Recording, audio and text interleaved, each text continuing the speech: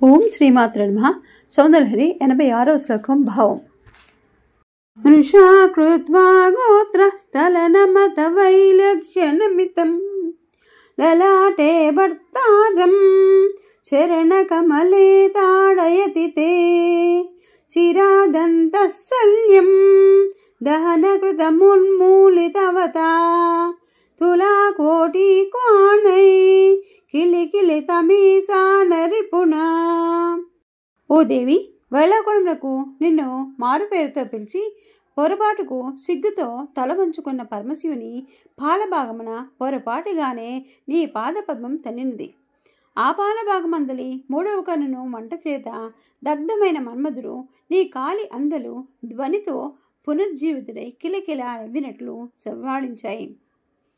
ఓ ఆ మన్మధుని యందు శివుడు సింజానమణి మంజీర మండిత శ్రీపదాంబుజ అని దేవి అందలు చిరుగజ్జులుగా కలిగి శోభాయుక్తమై ఉన్నదని వర్ణించింది. ఓం శ్రీమాత్రే నమః.